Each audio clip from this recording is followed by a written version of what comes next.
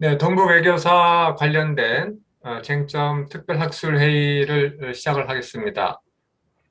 어, 순서대로 먼저 환영사 말씀을 한국국제정치학회 회장이신 서울대학교 정치외교학부의 전재선 교수님에게 청해서 부탁드리겠습니다.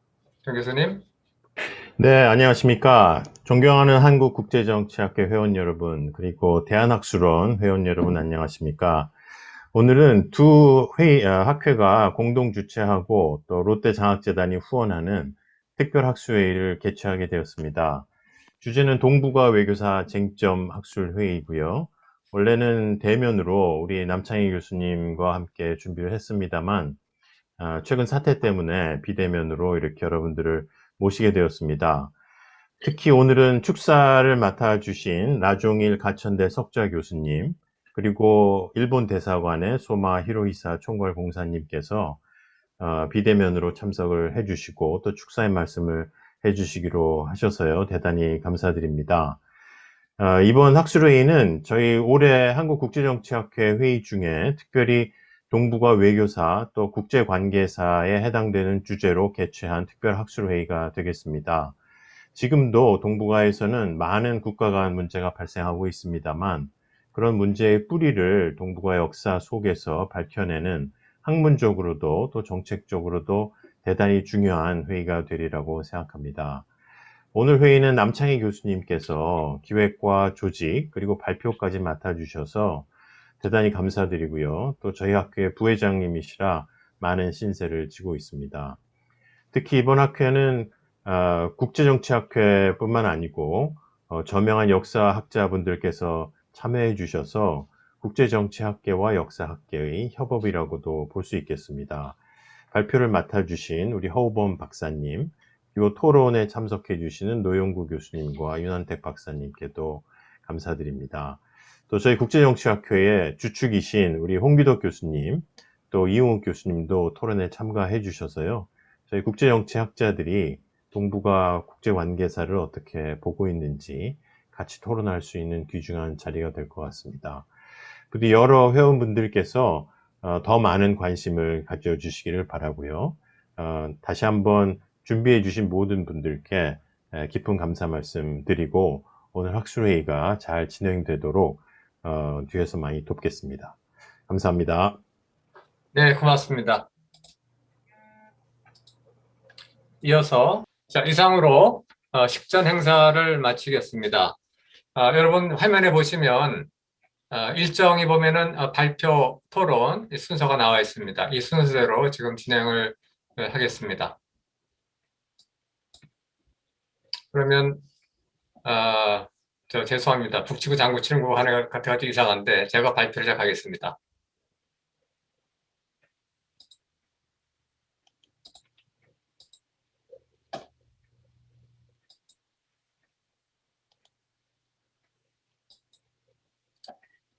네, 오늘 제가 준비한 내용은 제 책에 뭐 정말 졸저입니다. 졸저라서 부끄러워서 자세한 말씀 드릴 수는 없고요. 내용 중에 그 한일 관계가 너무 과거에 서로 불편했던 것만 가지고 얘기해 온 것이 아닌가라는 생각을 해보면서 한일 양국이 공통의 이해관계 혹은 전략적 목표가 접점을 가질 수 있는 부분에 대해서 이야기를 나누면 조금 악화일로에 있는 한일 관계가 상쇄되지 않을까라는 생각을 해봤고 그것이 결과적으로는 북한, 한국, 일본이 공유하는 이해관계에 그치는 것뿐만 아니라 중국의 위험한 영토 확장주의를 암시하는 듯한 역사 수정주의에 대한 속칭 견제구를 날림으로써 동북아 평화의 하나의 그 학술적인 토대가 될 수도 있다라고 하는 좀 생각을 해봤습니다. 그래서 그 내용에 대해서 좀 말씀을 드려보겠습니다. 여기 보시면은 저 나인 대시라고 그래가지고 선이 9개가 있는데 이게 3세기 한나라 때 중국의 어부가 요 밑에까지 가서 어로행위를 했다고 하는 어디 구석탱이에 있는 기록 하나를 가지고 이렇게 과감하게 선을 긋고 여기는 다 중국의 영해다라고 주장을 하고 있는 게 중국의 소위 말해서 힘에 의한 현상 변경의 어떤 움직임이라고 비판받고 있는 일면입니다. 국제사회에서 그 PCA라고 하는 국제기구에서 말도 안 된다라고 해서 무효라고 했지만 스카바로 섬 같은 필리핀에 인접한 섬에서 여전히 중국은 영유권을 주장을 하고 있습니다. 또 이게 바로 이제 여러 가지 영유권 이제 갈등이 빚어지고 있는 것이고요. 이렇게 해서 보니까 서로 이렇게 중첩된 이 영유권 분쟁이 단순히 지역 분쟁은 끝나지 않고 미국 해군을 세력이 중심이 돼서 항행의 자유작전을 하면서 지금도 종종 일촉즉발의 어떤 위기가 빚어지고 있습니다. 이것은 동북아 또 아시아에서 우리가 흔히 말하는 세계의 발화점, 플래시포인트 중에 하나를 구성하는 것으로서 동북아 평화를 위해서 우리가 해결을 해야 될 문제 중에 하나로 부각이 되고 있습니다. 여기에 그치지 않고요. 보시는 것처럼 또 하나의 발화점, 플래시포인트가 바로 동중국해입니다. 동중국해에서는 뭐 대만에 대한 어떤 중국 정부의 영유권뿐만 아니라尖閣 문제, 조호도 문제도 이렇게 있고 이거는 이렇게 그 이지 문제에도 연결이 되어 있고 뒤에 보시는 것처럼 방공식별구역도 중첩되게 돼 있어가지고 상당히 언제든지 위기상이 벌어질 수 있는 그런 어떤 이해관계가 충돌되고 있는 것을 우리가 볼 수가 있습니다. 근데 한마디 여기서 말씀드리면은 명청 교체기에 정성공이라고 하는 사람이 이제 대만에 상륙해서 네덜란드 식민 세력을 몰아내고 근거지를 마련해서 이제 청나라에 저항을 했죠. 근데 강희제가 상륙 작전을 해가지고 토벌을 했습니다. 그러고 나서야 사실은 이 대만에 대한 어떤 영토 개념이 생겼다고 볼 수가 있습니다. 그래서 그런지 제가 몇 년 전에 하버드 대학교에 갔을 때 하버드의 사학과 교수들은 논쟁을 하고 있는데 대만이 중국령이라고 하는 것에 대해서 과연 그 근거가 청나라로 끌고 들어간다면 청나라 과연 중국이냐에 대해서 근본적 의문을 제기하고 있다 합니다. 아무튼 뭐 좀 다른 얘기입니다만은 이렇게 동북아의 대만과尖閣 문제는 역사성이 연결이 돼서 역사와 국제정치가 밀접하게 지금 서로 인터랙션하고 있는 측면을 잘 우리가 알 수가 있습니다. 자, 세 번째는 이제 북한 문제입니다. 한반도인데요. 플래시포인트 세 번째인데 여기 보시면은 중국에서 그린 지도를 보면 일관되게 북한 지역을 중국의 영토로 표기를 하고 있습니다. 뭐 한나라 때거나 뭐 이제 그때를 보면 이런 식으로 북한 지역을 일관되게 중국의 영토로 표기를 하고 있고 이와 같은 지도를 전 세계에 전파하는 소위 말해 전파 공정이라고 하죠.를 상당히 국책 사업으로 진행하고 있다고 합니다. 이것을 보는 이제 우리 동북아 이웃 국가들의 심경이 그렇게 편할 리가 없습니다. 왜냐하면 앞에 말씀드린 것처럼 3세기 어부들이 어로 행위를 했다는 거 가지고 남진아의 어떤 영해를 자국의 바다로 주장한다거나 아니면 대만을 통째로 중국의 어떤 역사적 영국권으로 포함시키고자 하는 그런 정치적인 행위와 연결될 수 있다고 하는 어떤 의구심 때문입니다. 자, 그런데 제가 이런 의구심을 갖고 있던 차에 상당히 평소에 제가 이제 고려 국경에 대해서 약간 좀 의심을 했고 특히 철령의 위치에 대해서 오늘 두 번째 발표자이신 허건 박사님이 하실 텐데요. 에 대해서 의구심이 있었는데 상당히 신선한 충격을 준 사건이 있었습니다.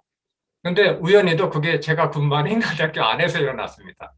그래서 더욱더 충격이 신선했던지도 모르겠습니다. 저희 인하대학교에서 국책 사업으로 5년간 정부 예산으로 국회에서 발의한 사업으로 한 이제 그 대형 수주 사업이 있는데요. 거기서 조선사 있죠? 37권을 번역 해제를 하다 보니까 고려사라든가 고려사 조리라든가 조선 왕조실록에 있는 1차 사료에 의하면은 또 요사금사 등에 의하면 고려 국경은 지금 왼쪽에 보이시는 이 라인, 붉은색 라인이 맞는 것 같다라고 판단을 한 겁니다. 그런데 여러분 보시는 에, 오른쪽 이 그림은 이건 이제 동북역사재단에서 주관했던 동북역사 지도 사업인데 그게 결국은 국회에서 비판받고 해가지고 그게 채택이 안 됐습니다. 그리고 연구자들이 연구비를 뭐라 하죠? 반환하는 거, 그 문제까지 걸렸는데, 뭐 소송을 하고 난리가 났다고 그랬는데, 아무튼 여기 보이시는 국경은 이렇게, 고려 국경은 신의주에서 원산만 일대, 이렇게 돼 있습니다. 누구나 봐도 이 왼쪽에 있는 지도와 오른쪽에 있는 지도는 너무 확연하게 다르기 때문에 이거는 참 말이 안 나올 정도로 큰 격차다 생각합니다. 저는 처음에는 이 왼쪽 지도를 별로 신용할 수가 없었습니다. 물론 이 오른쪽 지도는 제가 여러 가지 개인적으로 의문을 갖긴 했지만 왼쪽 지도만큼 이렇게 고려가 북쪽에 상당히 영향권이 있었는가에 대해서는 좀 쉽게 믿을 수가 없었는데 마침 2017년 이후에 인하대학교 팀이 이걸 발표하고 나서 세 가지 사건이 있었습니다. 그 세 가지 사건이 공교롭게도 제가 다 경험했던 사건들입니다. 그 세 가지 사건을 경험하면서 저는 여러분들이 보시는 두 개의 지도, 두 개의 고려 국경선이 최소한 경합 학설이 될 수 있다고 하는 심증을 갖게 됐습니다. 재밌으시죠? 이게 어떻게 엄청나게 차이난 완전히 다른 세계인데 이것이 현재는 오른쪽이 통솔로 돼 있고 하지만 통솔로 된 지도가 포함된 국책 사업은 국회에서 이제 거부돼서 지금 폐기됐습니다. 그렇다고 왼쪽에 있는 지도가 채택된 것도 아닌 어정쩡한 상태입니다. 그런데 저한테 일어난 세 가지 사건을 제가 좀 소개를 시켜드리겠습니다. 첫째, 2017년에 여기 보시면 러시아 연해주 지역의 고려 조선시대 고고학 현황이라고 하는 그 학술회의를 인하대학교에서 했는데 여기 보시면 요 세 분이 급동 아카데미의 러시아 고고학자들입니다. 상당히 그 권위 있는 기관에서 연구한 분들인데 이분들의 의문점은 뭐냐면 블라디보스톡 이북에 있는 연해주 지방에서 다수의 산성을 발견했는데 처음에는 여진족 금나라의 성인 줄 알았다는 겁니다. 그런데 지표조사를 하고 막 발굴하고 해보니까 여러 가지 고려의 어떤 고려 사람들이 살았다고 볼 수밖에 없는 어떤 유물들이 일관되게 나오면서 이것에 대해서 자기들이 판단하기를 이것은 고려의 성이다, 고려의 산성이다라고 결론을 내렸다고 합니다. 그런데 문제는 이 사람들이 한국 교과서, 한국 역사를 보니까 연해주 지방은 전혀 고려 영토는 무관한 표시가 되어 있기 때문에 큰 혼란에 빠졌다는 거죠. 그래서 그 모순점을 해결하기 위해서 인하대학교 와서 여기 보시는 복기대 교수 같은 팀과 회의를 했더니 복기대 교수가 보여준 아까 지도 있지 않습니까? 왼쪽에 있는 지도. 그 지도를 제시하니까 러시아 학자들이 아하! 그렇다면 자기네 고고학적 연구가 전혀 문제 없다라고 이제 만족해서 귀국을 했다는 얘기 제가 들었습니다. 제가 보시면 여기 제가 보이시죠? 제가 현장에 있었습니다. 처음에는 의심을 했지만은 보면 볼수록 이분들이 가져온 데이터를 보니까 상당히 혼란스럽기 시작했습니다. 제가.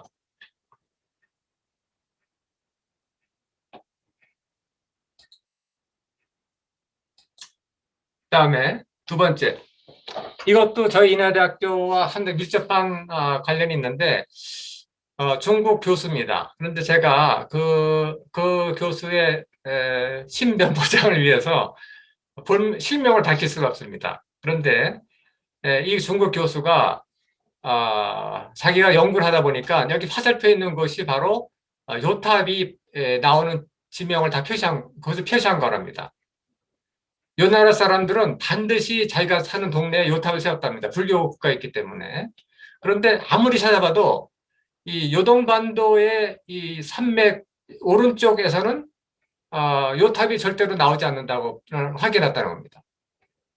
그리고 플러스 또 하나 정보는 여진족들은 벽돌을 쓰는 전실묘를 쓰는데 한반도 압록강과 두만강 이북 최소한 50km, 100km 이내에는 여진족의 어떤 무덤의 흔적이 나오지 않는다는 겁니다. 거기는 아까 말씀드린 두만강까지도 마찬가지죠. 근데 우리가 지금 교과서에 나와 있는 그 지도로 본다면 원산 지역까지 여진족이 살았어야 됐는데 거기 여진족의 주거 흔적이 그다음에 무덤에 발견되지 않는다고 하는 사실은 그것은 상당히 인하대 복계대 교수팀의 가설이 제가 무시할 수 없는 가설이다라고 하는 생각을 갖게 만들었습니다. 세 번째입니다. 자, 이건 기억해 두십시오. 제가 발견한 겁니다. 제가 발견했는데 서울시 역사박물관이라고 있습니다. 서울 시내에. 아무도 유심히 안 보고 다 지나쳤는데 제가 지도를 한 1시간 이상 뚫어지게 쳐다봤습니다. 이 지도는 우리 보물 1602호고 17세기인가요? 그때 명청 교체기 때 조선의 유명한 이제 판서쯤 되는 관리가 드물게 역사 지리 부도집을 만든 겁니다. 그러니까 역사 사건을 위치에다가 다 세밀하게 기록을 해놓은 겁니다. 근데 여기 보시면 제가 이거 발견했다고 그래가지고 우리 복계대 교수님한테 우리 같은 학교에 계신데 칭찬받았습니다. 매 눈으로 찾았다고 호자 생각을 해봤는데 여기 보시면은 여기 보이시죠? 요거를 뭐라고 써놨냐면 흑룡강이라 써놨습니다. 보이시죠? 그다음에 요 밑에 있는 요 강, 요거를 두만강이라고 표시했습니다. 그런데 여기 보시면은 선춘령과 윤관, 대첩, 여진비 뭐 이런 내용이 흑룡강과 두만강 사이에다 그려놨습니다. 제가 물론 이제 윤관 장군의 구성에 대해서는 우리 교과서에서도 여러 세 가지 설을 얘기한다고 들었습니다.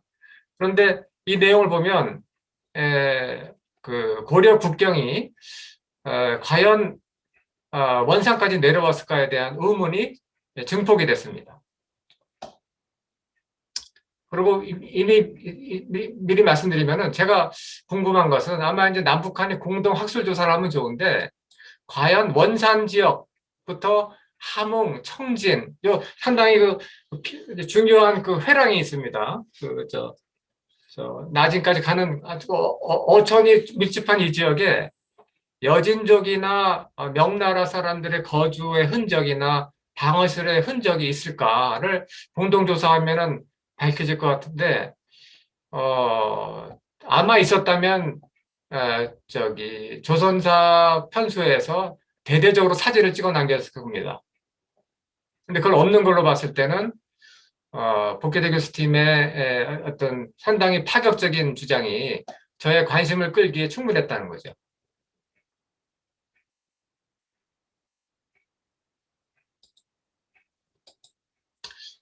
자, 그러면, 결론으로 들어가겠습니다. 자, 이제부터는 이제 국제정치의 영역인데요. 제가 이제 이 문제에 특히 관심을 갖게 된 이유는 다 여기 있습니다. 여기 보시면은, 큰 동그라미, 작은 동그라미 보이시죠?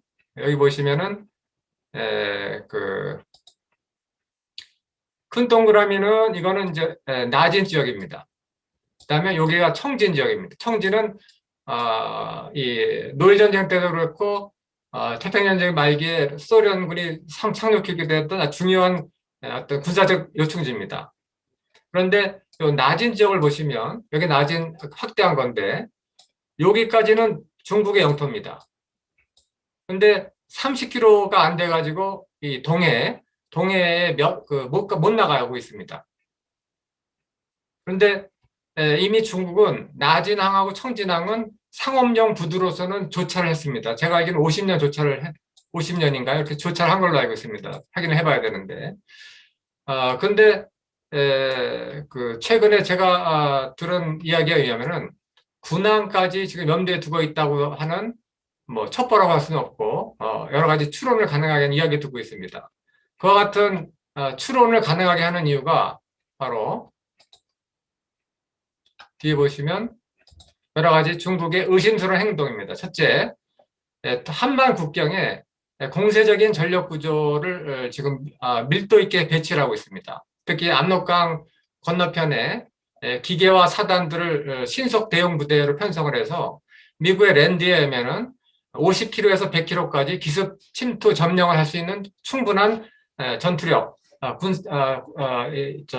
폴 스트럭처를 확보하고 있다라는 점하고, 그다음에 제가 뭐 간접적으로 확인했습니다만은 아주 대규모의 소위 말해서 이제 병참 이제 지원 기지가 바로 신의주 이북에 있습니다. 탄약을 실제로 만드는 곳까지 있고, 그다음에 빈번한 도강 훈련을 하고 있습니다. 이런 행동은 우리가 봤을 때 북한 급변 사태 때 청천강 함흥선 제일 목이 좁은 청천강 함흥선까지 기습 점령을 한 다음에 한미연합군 측과 협상을 하고자 하는 그 어떤 전략적 의도를 갖고 있는 것이 아니란가 하는 우리 한국 합참이나 한국 국방부의 어떤 의심을 상당히 입증하는 어떤 행위라고 볼 수가 있고요. 거기다가 중국에서는 이 누설된 정보에는 속에 칙플레이라고 그래가지고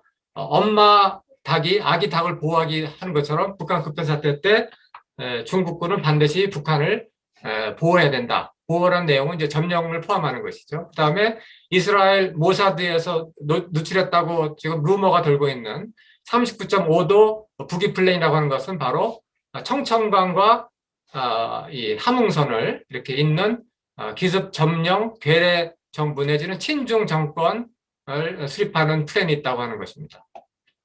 거기에 동북공정이 사라진 줄 알았더니 오히려 최근에 문화공정으로 확대되고 있고 전파공정으로 공고화되고 있으면서 시진핑이 아예 노골적으로 트럼프를 만나서 중국은 한때 중국의 일부였다라고 하는 발언들, 이와 같은 모든 요소들은 이와 같은 모든 요소들을 아까 말씀드린 중국의 행위와 결합을 하면은 중국이 동해로 진출하고자 하는 의도가 있을 수 있다. 그리고 이와 같은 의도는 특히 중국이 북극 항로가 열리면서 바로 여기서 기차로 연결해서 북극 항로로 물류를 링크를 해버리는, 그래서 또 다른 진주 목걸이를 만들고자 하는 의도로 연결될 수 있다라고 하는 우리가 추론을 해볼 수가 있습니다.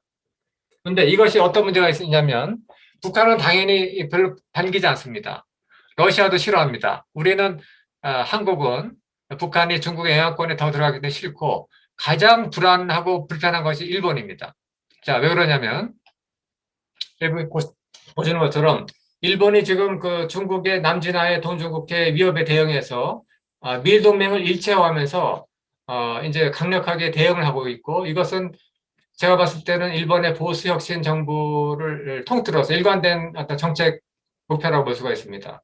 그런데 만일 청진항의 나진항에 대규모 함대가 들어오거나 미래 혹은 잠수함 기지가 들어온다면 이 동해 지역에서 상당한 이제 그 불안 요소를 일본이 강요받을 수밖에 없고, 그런 상태에서 과연 일본이 남진하나 동진하의 문제에 집중할 수 있겠는가라고 봤을 때는 이 동해에서의 중국 해군의 어떤 현시 프레젠스의 강화는 동북아 전체의 연쇄적인 어떤 압박 요인이 될 수 있고, 이것이 중국한테 또 다른 위험한 행동을 일으키게 할 수 있다고 봅니다.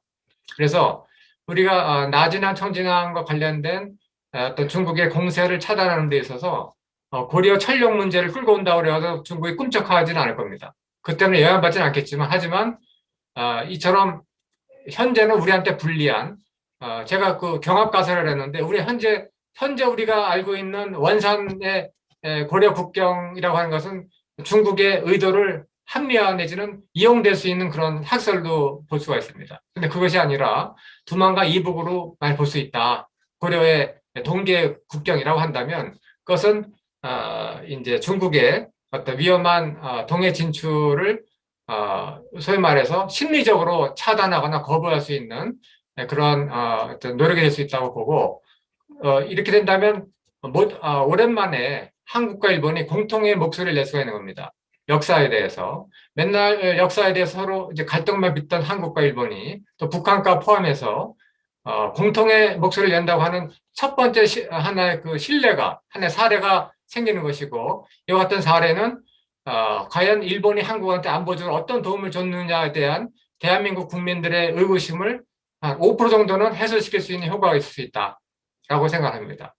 그래서 이 문제는 제가 시간이 제약되기 때문에 여기서 마치겠던 바는 단순히 남북일의 학술 교류 끝나지 않고 이것이 이런 작은 행위가 버터플라이 이펙트, 나비 효과가 돼서 중국의 어떤 그 근거가 없는 동북공정에 대해서 스스로 성찰하고 행위를 교정할 수 있는 자극제가 될 수 있다. 그 자극제가 얼마만큼 효과가 있는지 모르겠지만 최소한 이러한 공통의 노력을 통해서 한일 양국이 오랜만에 한번 서로 입장을 같이 해보는 경험은 최근의 아쿠아일로의 한일 관계에 있어서는 의미 있는 시도가 될 수 있다라고 이 시도는 전혀 돈이 들지 들지 않는다는 겁니다. 그래서 제가 계획하고 있는 것은 먼저 하나 예를 들자면 남북 간의 이 고려 국경 문제를 놓고 철령 문제를 놓고 개성에서 한번 회의를 해보고 서로 이제 합의가 되면 그 다음에는 니가타 대학에 가서 제가 아는 사람이 있는데 니가타 대학에서 남북일 세 나라가 만나서 철령 문제도 세미나를 하고 궁극적으로는 제가 협조하겠다고 하는 미측 인사가 있는데 브라디보스톡에서 남북 일로 네 나라가 만나서 철령의 문제에 대해서 공통의 학술회의를 하게 되면 그것이 상당히 미약한 학술회의에 그치지 않고 중국에 대한 상당한 견제구가 될 수 있다. 그것은 단순한 견제구로 끝나지 않고 중국의 동북공정에 대해서 스스로 성찰하게 하는 계기가 될 수 있을 것이다라고 하는 좀 기대 섞인 전망을 하면서 제 발표를 마치겠습니다. 대단히 감사합니다. 자, 고맙습니다. 그럼 이어서 지금 허 박사님 준비되셨죠? 제가 시간 한 3분 초과해서 죄송합니다. 25분 내에 하시면 딱 우리가 시간에 맞을 것 같습니다. 예, 알겠습니다.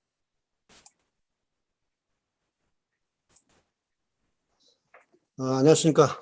인하대학교 고조선 연구소의 허 후보입니다. 오늘 여러 선배 학자님하고 동아님들 모시고 이렇게 귀중한 자리에서 발표할 수 있게 돼서 영광으로 생각합니다. 그럼 지금부터 제가 그동안 연구했던 철령과 철령의 위치에 대한 발표를 한번 시작하겠습니다. 지금부터 약 630년 전에 고려의 운명 국운을 결정짓는 사건이 발생했는데 잠깐만요. 지금 파일 공유됐습니까? 파일이 안 보이나요? 화면이 안 보입니다. 화면 공유를 누르신 다음에 그 다음에 예. 준비된 파일을 누르셔야 됩니다. 공유 안 되고 있습니다. 죄송합니다. 보이시나요? 네, 지금 되고 있습니다. 예. 예, 죄송합니다. 지금부터 한 630년 전에 고려의 국운을 결정짓는 사건이 발생했는데 그게 바로 이제 명나라를 세운 주원장이 고구려는 철령 이남만 관할하고 철령 이북은 원에 이어서 명나라가 말하자면 명나라의 영토에 편입한다 라는 철령의 설치 문제가 발단이 됩니다. 그러자 고려 우왕은 일단은 그것에 대해서 철령 이북도 고려의 땅이었다라는 걸 외교적으로 풀기 위해서 노력을 했지만 결과적으로 실패하고 결과적으로 외교적으로 실패하면 할 수 있는 것은 이제 군사적인 무력 행동인데요. 그러한 무력 행동을 벌였지만 결과적으로 이성계의 위화도 회군을 해서 고려는 멸망하게 됩니다. 허 박사님 죄송한데 이 파워포인트 슬라이드를 발표 내용과 일치하게 맞춰 주십시오. 예, 예. 그래서 우리가 그 이후에 명나라에서 세운 천령유가 천령의 위치가 어디인가에 대해서는 지금 우리가 익히 알고 있듯이 강원도 천령과 평안북도 강계로 알려져 있습니다. 오늘은 그것에 대해서 제가 한번 다시 한번 살펴보는 자리를 마련했고요. 지금 천령과 천령위를 살펴보기 전에 그 천령위 설치 전후에 관한 역사적 사건을 한번 살펴보겠습니다. 명나라를 건국한 주원장은 1368년에 남경에서 명나라를 건국합니다. 남경에서 명나라를 건국했다는 것에 대해서 일단 집중해 주시기 바랍니다. 그다음에 1387년에 명나라가 주원장이 천령 이남 지역만 고려의 영토로 허용하니까 이남 지역만 관할하라 이렇게 얘기를 하고 말씀드린 대로 고려는 우왕을 통해서 우왕이 박유종을 통해서 외교적으로 활동했지만 그것에 대해서 오히려 혼란을 일으키지 말라고 천령위를 설치를 해버립니다.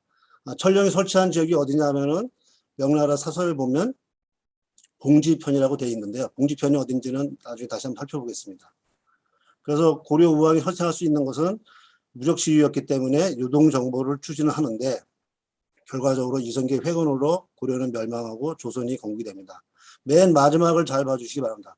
고려 건국이 되고 나서 약 2달 후에 명나라는 천령위를 설치했던 봉지편에 설치했던 천령위를 지금의 천령시로 옮깁니다.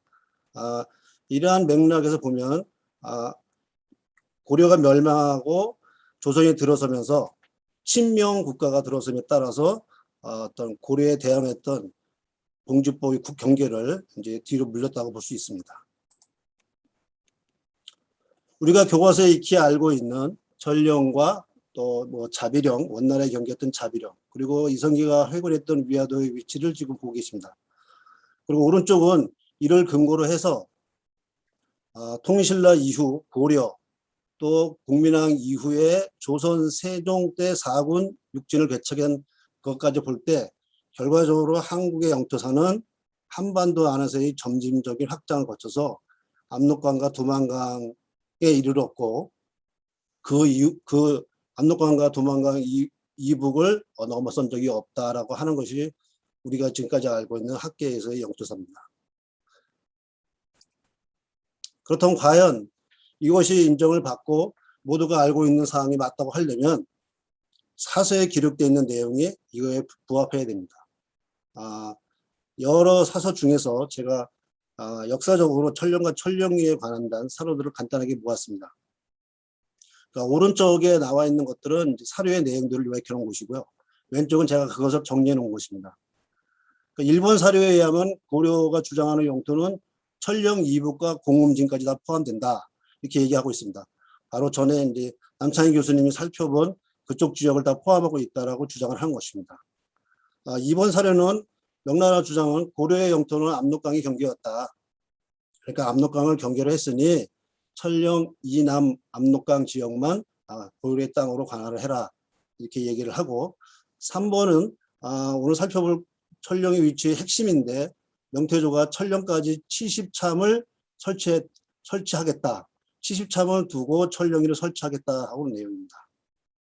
4번은 명사 지리지에 나와 있는 것으로 봉지편이 옛 천령에 세워졌는데 그것이 바로 곧 고려와의 경계였다라는 얘기입니다. 그다음에 여기는 기록되어 있지 않습니다만 우리가 익히 알고 있는 그 외교적인 것이 실패를 일어나자 고려 우왕이 유동 정보를 추진했던 그런 사항들이 역사적인 사항들입니다. 그런데 이러한 역사적인 사항 중에 첫째, 유동 정보를 했다는 것. 강원도에 천령이 있으면 우왕이 유동 정보를 할 이유가 없습니다. 근데 그런 것들을 다 객관적인 검토를 하지 않고 지금의 강원도 천령, 원산만 일대의 천령과 평안북도 강계 지역의 천령이가 있었다라고 하는 것은 바로 일제가 우리나라 통치하기 수립한 반도사관에서부터 시작이 되는데요. 이 반도사관을 수립하기 위해서 대의상쟁계 일본 학자들은 1913년에 2개의 책을 발간합니다. 그것이 바로 만주역사지리와 조선역사지리입니다. 이 두 책을 통해서 우리의 역사는 고대사부터 조선 고려에 이르기까지의 모든 역사 지리의 비정을 한반도 안으로 비정을 합니다. 그런데 이들의 비정 방법이 어떤 방식이냐 하면 1000년 전의 역사적인 지명이라 할지라도 조선시대 아니면 근대 일제시대에 있는 지명이라면 그대로 비정하는 방식입니다. 대표적인 것이 고구려의 평양이 평안도에 있는 평양이고 고구려 시대의 압록강이 지금 현재 있는 압록강이다. 그리고 고려와 원나라의 경계가 자비령이었는데 황해도 수안에 자비령이 있으니 자비령이다. 이런 식으로 비정을 했는데 그들이 그렇게 비정한 것도 맞지 않는 경우가 발생합니다. 즉 평양 자비령은 평양 동쪽 160리에 있다고 하는데 평양과 황해도 수안은 160리가 훨씬 넘죠. 그러니까 어떻게 표현을 한다면은 너무 먼 곳이 괴이하다.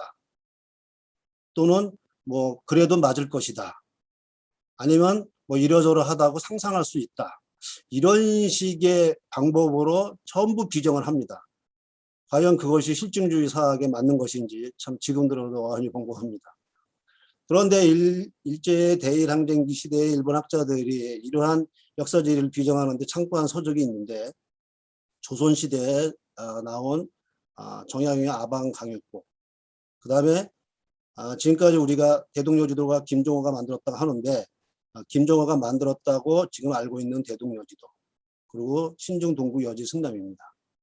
이러한 자료들을 참고해서 한반도안으로 비정했고 이 두 책을 통해서 조선사라는 역통사를 만들어냅니다. 이 두 책의 책임자로 참가한 시라토니 구라기치는 맨 앞장 서문에서 책임자의 변에서 국가의 기대에 부응하기 위해서 우리들도 학자들도 적극적인 협조를 해야 한다라고 했는데 이 말 한마디만 보아도 반도사관 수립에 혈안이 되어서 모든 학술적인 근거라든가 역사적인 사실을 왜곡하였음을 알 수가 있습니다. 그리하여 역사지리 조선 역사지리 부도에 나타난 지도입니다. 왼쪽에 쓰다가 만든 1913년에 만들었습니다. 역사지리에 고려의 경계, 자비령, 천령의 표시인데 그것이 지금까지도 110년이 지난 지금까지도 이병도의 한국사대관, 이기백의 한국사실론, 현재의 국정교과서 1위까지 그대로 전해져 오고 있습니다. 뭐 앞서 간단하게 살펴봤습니다만 강원도 천령이 원산만에 있는 천령이 맞고 그 다음에 평안북도에 있는 강계가 천령이가 설치가 맞다고 하면 그것에 대해서 정치 군사학적으로 한번 더 살펴볼 필요가 있습니다. 그래서 제가 강원도 천령과 강계 천령이가 불가한 이유를 10가지로 정리해 놓았는데 한번 훑어보시면 제가 그동안 중요한 사항은 몇 가지 말씀드리겠습니다. 우선 명태조가 압록강을 경계로 한다고 했는데 고려시대의 압록강이 지금의 압록강이냐고 하는 것은 또 별개의 문제입니다. 하지만 지금의 압록강이라 할지라도 강원도 천령은 너무 멀리 있습니다. 그러면 천령이 경계였는데 국경선이었는데 국경선이 강원도보다 훨씬 압록강보다 훨씬 밑에 있는데 그렇게 할 수는 없다는 것입니다. 천령이라고. 그 다음에 강원도 천령이라면 우왕의 요동 정보를 한 이유를 설명할 수가 없습니다. 그래서 요즘 학계에서는 궁여지책으로 천령은 강원도에 있었고 천령위는 요동에 있었다라고 발을 한 박자 뒤로 물렸는데 강계에서 다시 요동으로 옮겼고 요동에서 다시 지금의 천령으로 옮겼다라는 역사책 어디에도 없는 꿰맞추기를 해서 지금 국사편찬위원회 데이터베이스에 게재가 되어 있습니다. 그 다음에 요동, 아까 살펴봤으면 요동의 봉지편이 고려와 경계를 이룬다고 했습니다. 그럼 요동의 봉지편이 강원도에 있을 턱이 없고 또 고려 후기의 국경은 요동의 첨수참이었는데 첨수참이 지금 어디냐면 연산관 바로 옆에 있습니다. 그러므로 봉지편과 첨수참과 조선시대의 국경선이 연산관이 다 그 근방에 있는 것입니다. 즉 그 근방의 지리를 보시면 길리학달령과 천산산맥이 이어지는 곳입니다. 그리고 천령과 천령이를 살펴보시면 강원도 원산만 하고 평안부터 강계하고 거리가 너무 멉니다. 이 거리가 너무 멀다는 것은 뭐냐면은 군 보급도 어렵고 원활한 군사적 이동도 어렵습니다. 그리고 또 이쪽을 보시면 이 천령은 원산만과 바다로 쭉 이어지고 내륙 쪽은 전부 산악지역입니다. 근데 산악지역인데 산악지역과 바다와 가운데 있는 곳이 과연 군사학적으로 봐도 전략적 요충지가 될 수 있느냐. 아마 그것은 웬만한 사람이 봐도 될 수가 없다는 걸 알 수 있을 것입니다. 그 다음에 지금 빨간 선으로 보여 있듯이 이 빨간 선이 국경선이라고 하면 이 의주 압록강에서 원산만까지 이어지는 이쪽 국경에 주둔군을 배치하는 것도 이 산악지대에 주둔군 배치하는 거기 때문에 엄청난 어려움이 발생됩니다. 이것처럼 여러 가지 문제를 볼 때 강원도 천령은 도저히 불가능한 일이다. 그리고 이런 것은 맞지도 않는다라고 알 수 있습니다. 그러면 이제까지 강원도 천령과 강계 천령위에 대해서 그것이 탄생된 배경과 모순점에 대해서 알아봤습니다. 그럼 제가 오늘 지금부터는 천령과 천령의 위치를 살펴볼 텐데요. 우리가 가장 천령위 위치를 파악한 데서 제일 중요한 키워드는 바로 우왕이 요동 출병한 거와 명태조가 치시참을 설치하겠다는 이 두 가지 핵심 키인 것 같습니다. 이 두 가지를 모두 만족시켜야만 천령과 천령의 위치에 대해서 합당하다고 판단이 됩니다. 지금까지 천령의 위치에 대한 연구 논문이 많이 나왔습니다. 지금 자리에 참석하시는 선배 학자님들도 많이 쓰셨는데 대부분이 치시참에 대한 이야기는 거론하지 않았습니다. 왜냐하면 치시참이라는 것이 당나라 시대의 역참으로 따지면 30년이니까 2100년인데 지금 강원도 천령을 원산만에 있는 천령을 천령이라고 보고 요동에서 원산까지 2100리가 도저히 안 되는 것입니다. 그러다 보니까 이 치시참에 대한 이야기를 하기가 좀 곤란하고 치시참 이야기로 논리적으로 모순이 되니까 그것도 하지 않았던 겁니다. 그러니까 두 번째 방책이 뭐냐 하면 나온 것이 치시참은 오류고 17참이 맞는 것이다. 그래서 70참이 잘못된 거고 17참이 맞기 때문에 17참으로 해야 된다라고 하는데 그것도 역시 대량쟁계 일본 학자에서 시작됐습니다. 와다사이가 맨 처음에 제창을 했고 최근에는 고려대학교 박오로 교수가 주장하고 있습니다. 17참도 무시하는 경우가 있습니다. 무슨 소리냐 이거는 완전히 왜곡 날조다. 70참이라는 것은 말도 안 된다라고 아예 그냥 무시하는 경우도 있습니다. 어쨌든 이 70참에 대한 논리를 설득력 있게 하지 못하기 때문에 실참 얘기는 하지 않는 분들이 대부분이고 그 다음에 요동 출병에 대해서는 지금 보시는 바와 같이 요동에 있었기 때문에 요동에 천령이 있었기 때문에 당연히 우왕이 요동으로 출병하는 것은 당연한 것이다 라고 얘기하는데 고려사에 보면 우왕이 평양에서 군사를 증발하고 그 다음에 배를 통해서 서경으로 군수물자를 운반합니다. 이 문장에서 오늘 다루지는 않습니다만 이 문장에서 보면 하나의 문장에서 평양과 서경이 나옵니다. 그렇다면 우리가 지금 우리 학계에서 평양 이퀄 고려 서경이다. 지금 평양 이퀄 고구려 평양이다 하는 것이 모순임을 알 수가 있습니다.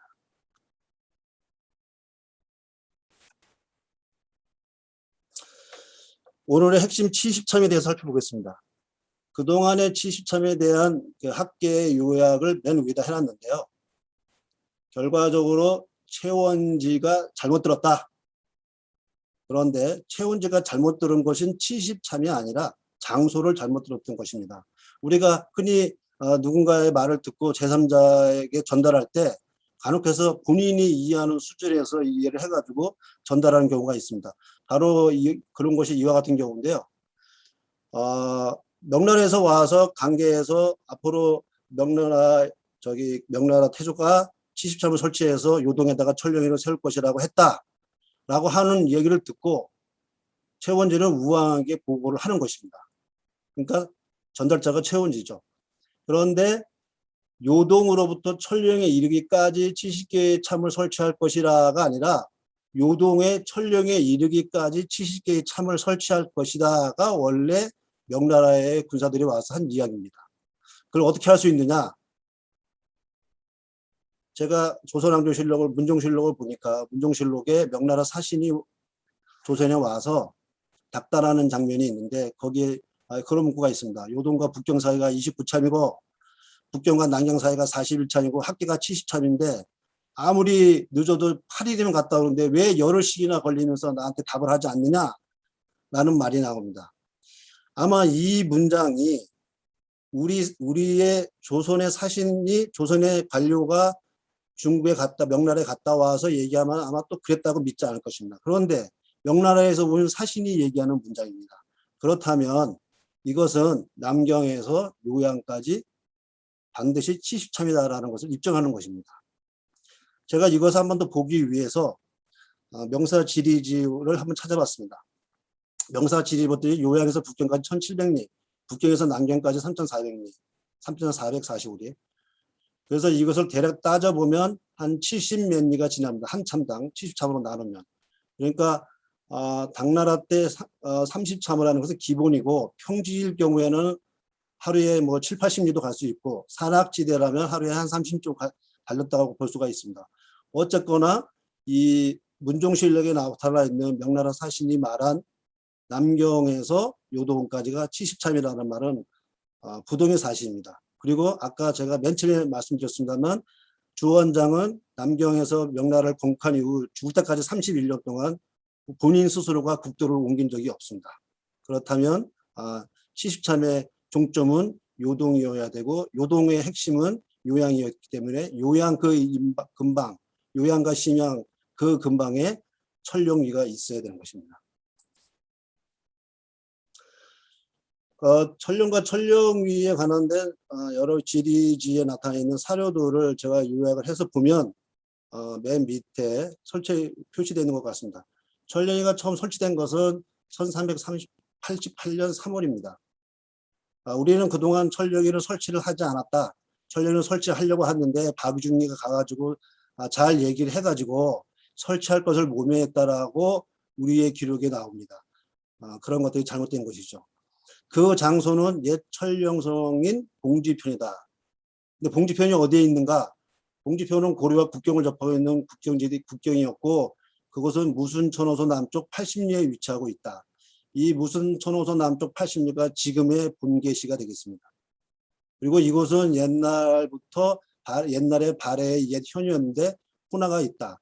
호나가 있는 곳이 심양이고요. 80리가 내려가면은 심양과 봉계의 경계가 있는데 그 지점이 바로 봉지편, 옛날 고려의 천령위가 있던 곳입니다.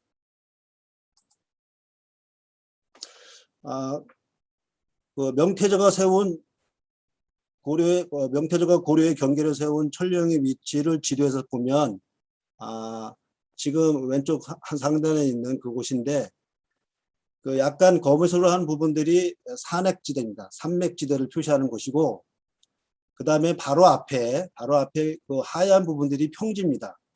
그 평지에 봉지보가 있었는데 바로 거기가 지금의 이제 봉지편 밑에 있는 사진이 찍혀 있는데 이 사진이 현장의 모습입니다. 산악지대가 천령으로 경계를 짓고 거기에서 봉지포까지는 약 한 40km 정도 떨어져 있습니다. 40km 떨어진 평야지대, 약간의 평야지대에 천령위를 세워서 군사로들 하여금 경계를 지키게 했던 것입니다. 그리고 거기에서 고려가 이성계가 태조가 된 조선이 건국되자 이제 조선은 신명주의 국가가 됐기 때문에 바로 뒤에 지금의 천령시로 오게 된 것입니다. 제가 한번 그렇다면은 천령과 천령위는 군사 주둔지고 또 국경지대에 붙어 있어야 되는데 어디쯤이 적당할까를 한번 찾아봤습니다. 그래서 봤더니 거기 편령이라는 지역이 있는데 이 편령이라는 지역은 오른쪽으로 환인, 그다음에 이제 뭐 남동쪽으로 관전, 그다음에 남쪽으로는 여기가 지금 관문산입니다. 굉장히 큰 중요한 요충지입니다. 그다음에 위쪽으로는 천령, 그다음에 왼쪽으로는 심양과 또 서남쪽으로는 요양으로 이루는 굉장히 중요한 길목에 위치되어 있습니다. 그래서 지금까지 살펴본 바와 같이 여러 사서에 있는 기록과 그다음에 내용들을 검토하고 70참의 위치를 볼 때 지금까지 우리가 알고 있는 강원도 천령과 평안북도 관계는 역사 왜곡 수준을 넘어서 말이 안 되는 것이고 그다음에 지금의 천령시 지금의 봉계시에 있는 헐령 그 지역 일대와 그다음에 심양 밑에 있는 봉지포가 예전에 고려시대 말에 있었던 천령이라고 볼 수 있겠다라고 말씀드릴 수가 있겠습니다. 왼쪽의 지도는 1737년에 프랑스의 당빌이 그린 조선의 전도입니다.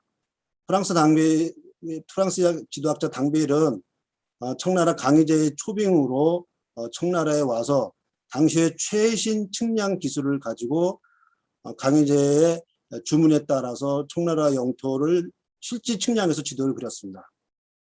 황해 전람도라는 지도인데요. 그때 조선이란 나라가 청나라와 붙어 있기 때문에 청강혜제는 조선의 영토를 어떻게 해서든지 확실하게 그려놓고 나중에 이제 그것에 대해서 어떤 제2의 작전을 피기 위해서 당별라인 그리게 했는데, 그 당시에 그린 지도를 보시면 지금 남창희 교수님 잠깐 표시했습니다. 평안도 지역의 표시가, 물론 항해도도 마찬가지지만 평안도 지역이 지금 요령성과 길림성 지역을 포함하고 있습니다. 압록강보다 훨씬 위쪽에 있죠. 그런데 우리의 역사학계에서는 이 지도는 완전히 무시합니다. 무시하고 이 지도에 속한 부분이 평안도 지역이었다고 얘기하면 사이비의 학자라고 얘기합니다. 청나라의 황제가 명령을 내리고 거기에 맞게 그린 지도를, 청나라 황제도 인정한 지도를 거꾸로 우리 학계에서는 지금까지도 인정을 하지 않고 있습니다. 이 지도에서 인정하고 있는 것이 있습니다. 지금 학계에서 인정하고 있는 것이 있는데 바로 독도입니다. 독도, 여기에 있는 독도가 바로 우리나라 땅이었다라는 것을 알리는 서양에서 그린 고지도를 전시해 놓고, 얼마 전에 문재인 대통령도 스페인에서 이 지도의 원본을 봤다고 하면서 대대적으로 언론에 보도된 바가 있는데, 자세히 보신 분은 아시겠지만 그 사진을 지금의 평안도가 보이지 않게끔 찍었습니다. 그리고 언론사도 독도만 얘기했지 우리나라 고려시대의 서북계, 조선시대의 서북계가 요령성과 길림성이었다는 얘기는 하지도 않고 있습니다. 역사 연구는 사실이 제일 우선이 되어야 됩니다. 그래서 그 사실이 무엇인가라는 그것을 기준으로 해서 실증적인 연구가 이루어져야만 올바른 역사 연구가 된다고 할 수 있습니다. 한중일이 지금 오늘 주제가 한중일이 한국과 중국에 대항하기 위해서 한국과 일본이 역사 화해를 이루어서 중국에 대항하자고 했지만, 중국도 한국과 일본과 함께 역사 화해를 이루려면 바로 이러한 자세로 역사 연구가 되어야 되지 않을까 생각하고요. 앞으로 이러한 연구가 이루어져서 새천년 동북아 시대를 열어갔으면 좋겠다는 바람으로 이상 제 발표를 마치겠습니다. 고맙습니다.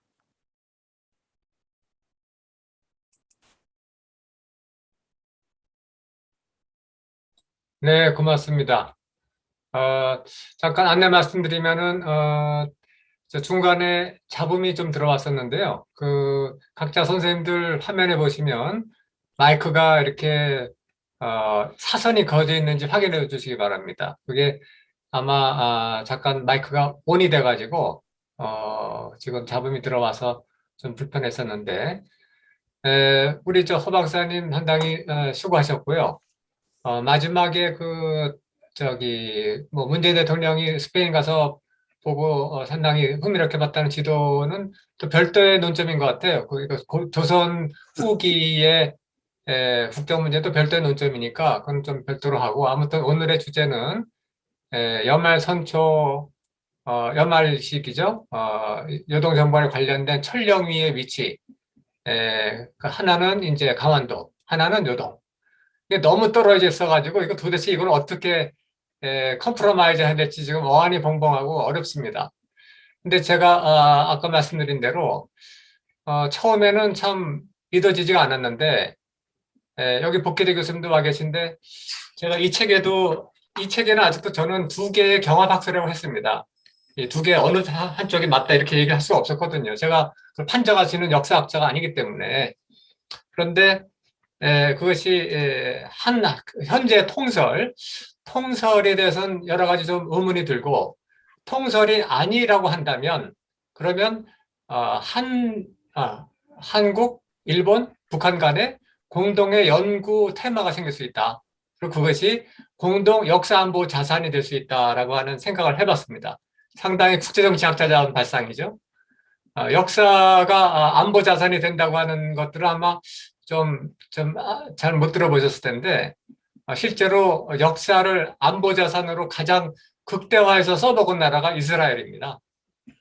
뭐 전 세계 그런 예는 참 많거든요. 그래서 그런 점에서 오늘 그 발표 내용이 최소한 기존 통설, 즉 원산이 천령이라고 하는 것이 좀 의문의 여지가 있다라고 우리가 한번 심각하게 토론을 해봤으면 좋겠습니다. 그런 의미에서 네 분의 토론자를 모셨는데 첫 번째는 이용욱 교수님 모시겠습니다.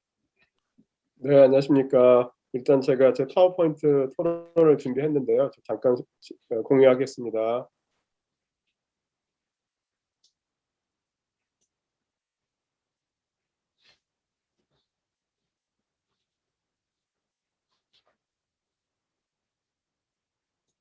네, 안녕하십니까. 저는 고려대학교 이용욱입니다. 저 이렇게 의미 있는 학술회에 저희 이제 토론자를 불러주신 남창희 교수님, 그다음에 학술원 관계자 선생님들께 다 감사드립니다. 제가 오늘 한일 관계 2000년에 관해서는 제가 무슨 전생의 인연인지 이제 세 번째 토론을 하고 있습니다. 그래서 첫 번째 토론은 이제 한일 관계 2000년에 초판이 나왔을 때 이제 대한학술원에서 제가 가서 토론을 했었고, 두 번째 토론이 이제 작년 이제 12월 달 저희 국제정치학회 연례학술대회에서 한 패널을 만들었는데, 그때 이제 그 즈음이 남창희 교수님이 저서 개정판이 나왔을 즈음입니다. 그래서 제가 그래서 개정판에 대해서 또 토론을 했고, 그때 이제 나온 이야기 중에 하나가 이렇게 저희 입장에서 굉장히 재미있는 내용이었는데, 따라서 그 주류, 비주류를 포함하고, 그 다음에 저희 이제 국제정치를 연구한 사회과학자들하고, 인문학 베이스인 역사학자들, 이렇게 이제 굉장히 학제적으로 묶어서 한번 토론을 해보면 좋지 않을까, 이렇게 이제 저희가 그때 이제 패널의 사회를 보셨던 분이 이제 저희 오늘 나와 계시는 전재성 국제정치학교 회장님이셨습니다. 그래서 저희가 그런 좀 제안을 드렸는데, 남창희 선생님, 교수님께서 생각 한번 해보겠다고 하셨는데 제가 할 줄은 잘 몰랐어요. 진짜로 할 줄. 근데 이제 진짜로 이렇게 자리를 마련해 주셔서 굉장히 재미있게 듣고 있습니다. 그래서 저는 이제 오늘 너무 다시 이 토론에 참석을 허락하게 해주셔서 감사드리고요.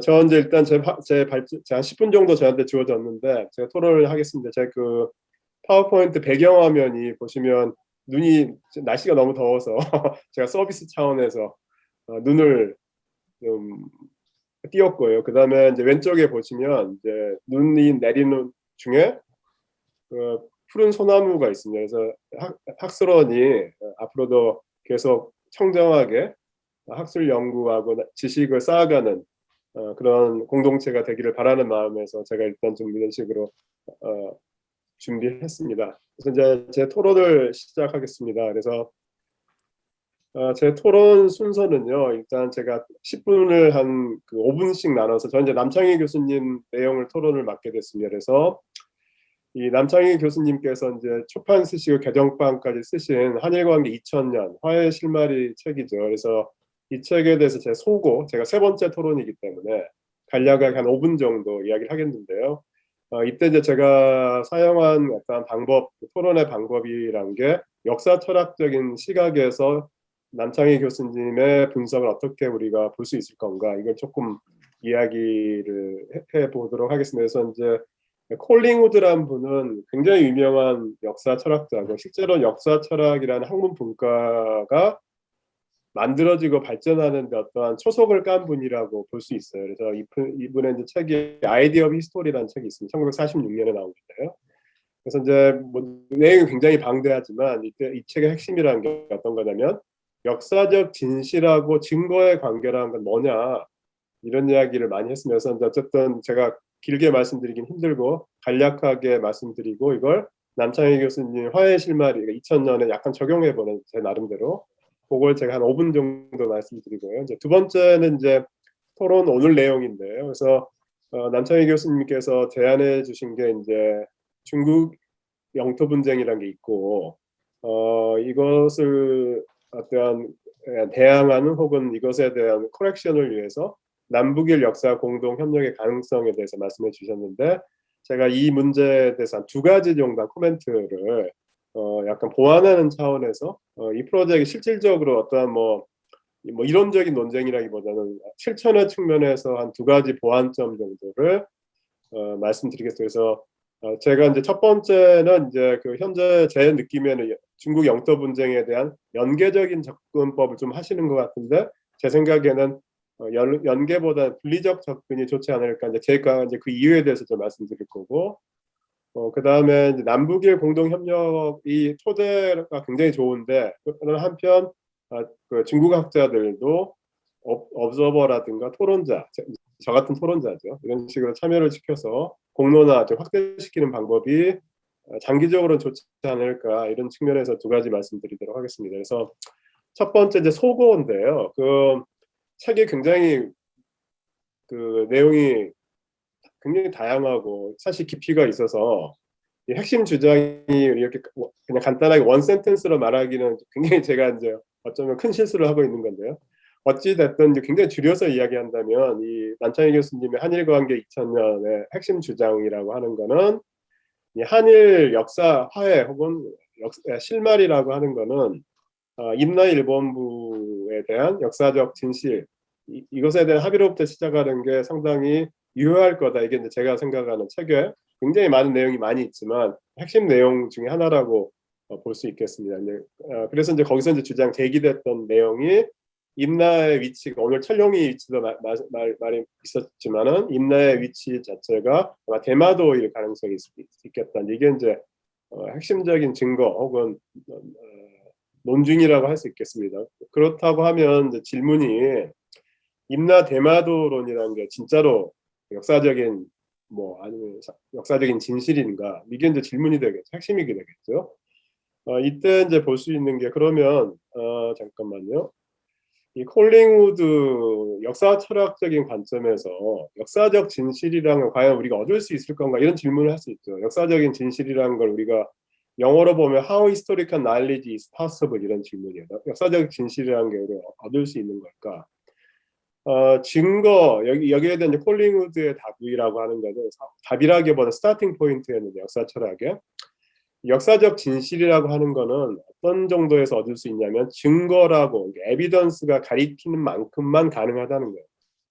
다시 말하면 역사학자라는 거는 증거 넘어서 말할 수 없다는 게 이제 이게 굉장히 핵심 포인트. 그러니까 증거가 가리키는 만큼만 가능하다는 거예요. 역사적 사실이라고 하는 게. 근데 그렇다고 한다면 증거가 가리키는 만큼만 가능하다는 의미가 뭔가.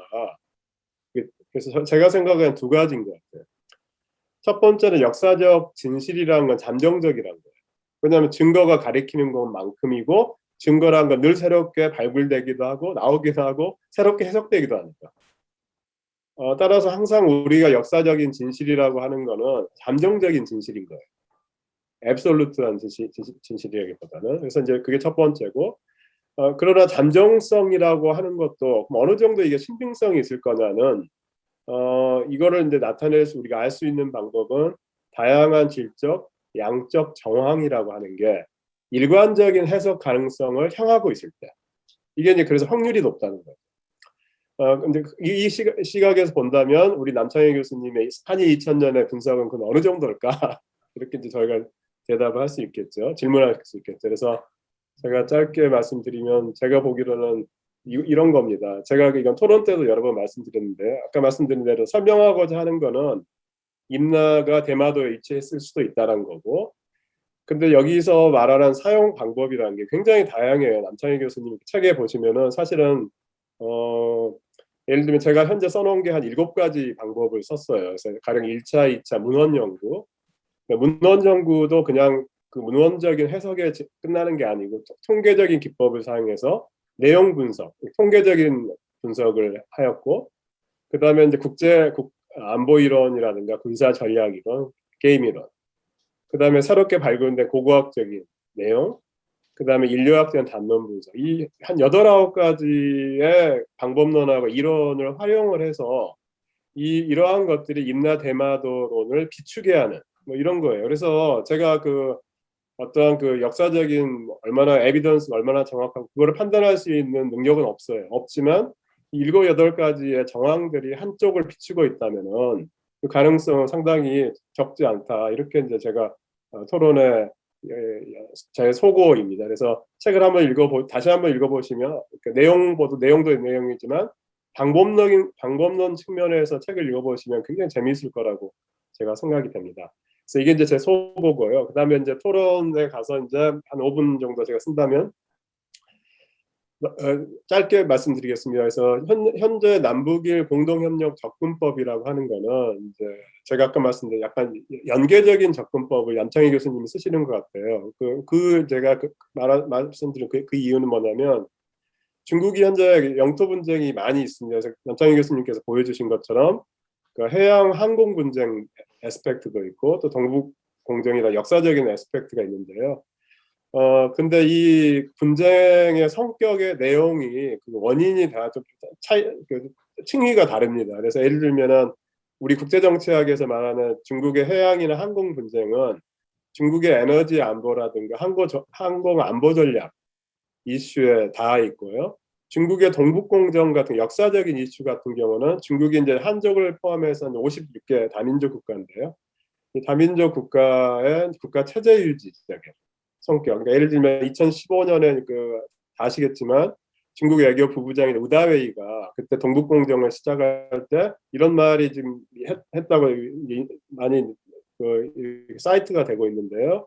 한국이 이제 간도 문제를 건드리지 않는다면 중국도 동북공정을 꼭 할 필요가 있지 않다 이런 이야기 했다고 해요. 그래서 다시 말하면 이 동북 역사 문제라는 건 중국도 인식하고 국가 정체성이라는 건 처제 문제거든요.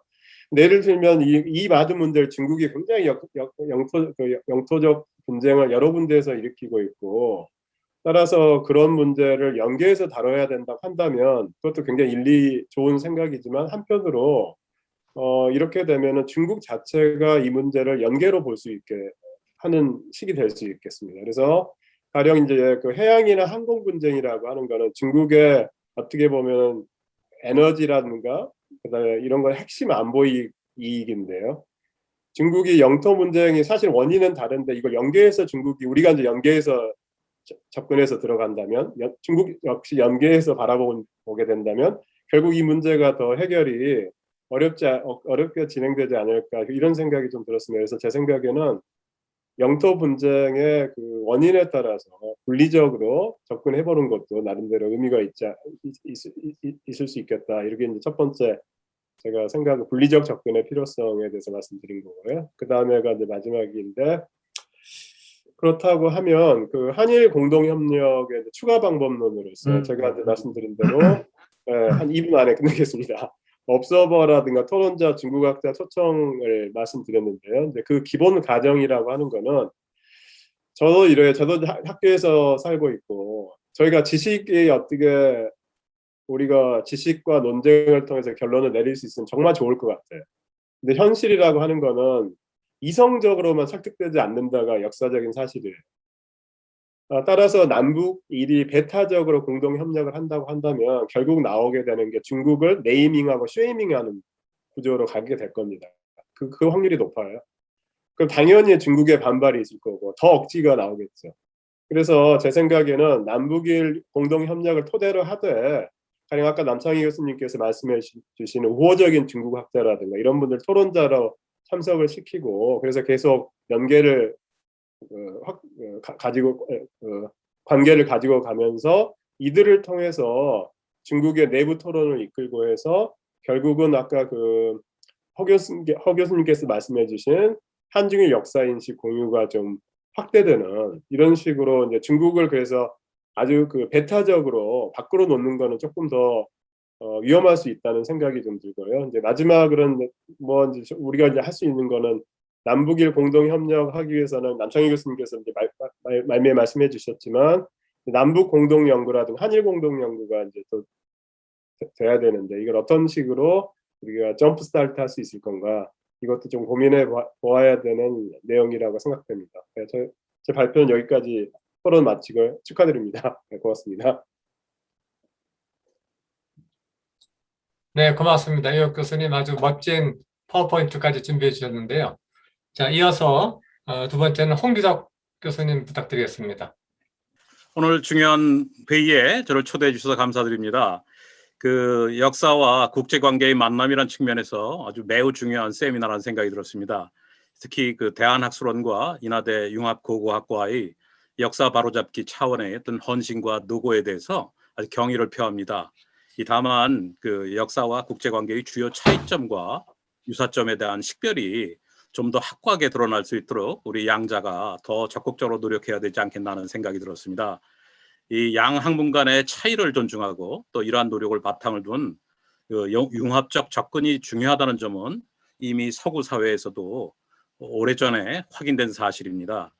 제가 생각할 때 역사학자들과 우리 정치학자들 간에 하여튼 방법론상에서 하여튼 차이가 분명히 있다고 저는 생각합니다. 그래서 이 역사학자들은 특정한 사건에 대한 정확도와 스토리의 완전한 묘사를 추구하고 있고 또 사건의 또 독창성 특성, 또 복잡한 내용들을 설명함에 있어서 역사적 현상을 일련의 특정한 사건들에 의해 결과하는 이러한 그 설명을 하는 반면에 우리 정치학자들은 역사적 사실들을 그대로 믿기보다는 주요 개념을 만들고 또 이를 조작화하고 오퍼레이셔널라이즈하고 또 측정하기 위해서 노력했고 특정 변수들 간의 인과관계를 설명했던 게 아닌가 하는 생각입니다. 그래서 제가 오늘 하고자 하는 말씀은 이 내레이티브 베이스가 된 그 설명을 역사학자들이 정말 잘 만들어 주신 것 같아요. 근데 저희 정치학자들이 해야 될 일이 아주 부족했다. 특히 theory based explanation으로 전환해 주는 역할은 우리 정치학과 학도들이 해줘야 되는데 그것이 우리 책무인데 역사학자들의 노력에 비해서 우리가 그런 점이 굉장히 부족했다. 저는 이제 그런 말씀을 우선 드리고 싶고요. 이 과거에 대한 이해의 부분과 또 미래의 예측에 대한 부분이 양 학문의 어떤 가장 중요한 차이점이라고 저는 생각합니다. 막 그럼에도 불구하고 이 미래에 대한 예측은 우리 사회과학의 가장 중요한 목표라고 볼 수 있지 않겠습니까?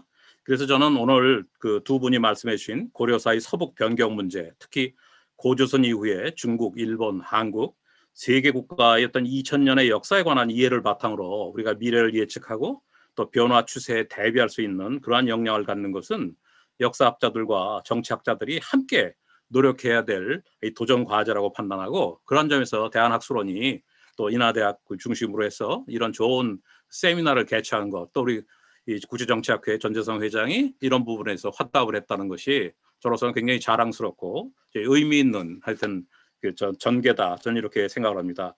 다만 저희들이 걱정하는 것 중에 하나는 정치학자들은 그동안 이 정책에 필요한 함의, 팔라시 렐러번스에 굉장히 높은 관심을 가지고 있는 반면에 어떻게든지 정책 결정자들에게 직접적인 도움을 주기 위해서 항상 노력해왔던 것 같아요.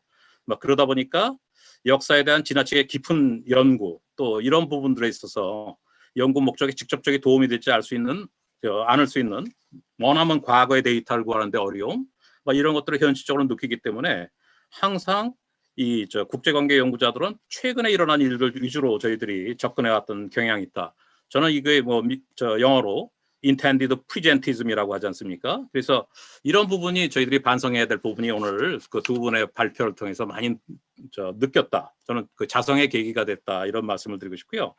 그럼에도 불구하고 많은 과거사 연구가 오늘날의 문제 해결에 직접적인 도움을 줄 수 있어야 된다는 주장하시는 분들이 많이 있기 때문에 그렇다면 그 아까 이용옥 교수님 말씀하신 대로 에비던스를 우리가 어떻게 처리할 것이냐 하는 측면입니다.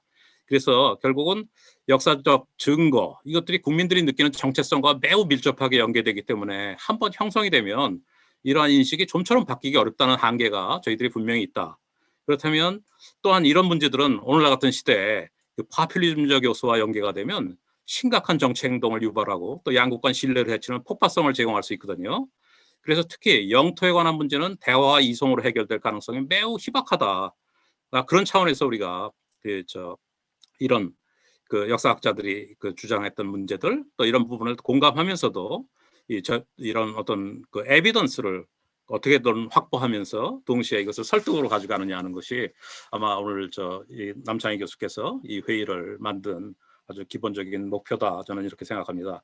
하나 또 말씀드리고 싶은 것이 그 논리적 깊이입니다. 그 richness 또 리고 이 부분인데 저희들이 그 국제관계 또 특히 정치학을 하는 사람들 대부분이 항상 우리가 신조처럼 얘기한 게 over determined 되면 안 된다. 지나치게 과장된 설명을 우리가 거부하면서 또 약한 인과관계 이런 것들 우리가 배제했던 것이 우리의 어떤 습성인 것 같습니다. 그러나 그럼에도 불구하고 우리는 간결성을 또 항상 선호했고요. 그래서 모든 것들을 다 모아서 우리가 런더리 리스트를 만들 수는 없지만 그럼에도 불구하고 우리 정치학에서 도와줄 수 있는 것은 역사학에서 지금 아까 허우범 교수님께서 10개의 촬영 리스트 불가론을 말씀하셨는데 이런 부분들을 좀 더 입체적으로 설명할 수 있는 노력들을 정치학 쪽에서 우리가 많이 제공해 드려야 되지 않겠나. 그래서 저는 오늘 이 크로싱 바운더리, 영역을 넘어서 협력하는 것이 우리 국제정치학이 해줘야 될 가장 기본적인 목표가 돼야 된다는 생각이 들어서 그런 점에서 기술적 측면의 어떤 향상, 방법론의 제고, 또 다양한 접근의 권장, 또 우리가 일반화 과정에서 발생할 수 있는 여러 가지 문제점들을 식별하는 거 이런 노력을 우리가 계속 멈추지 않아야 된다는 생각을 했습니다. 그래서 폴 슈레더라는 사람이 이런 얘기를 했습니다.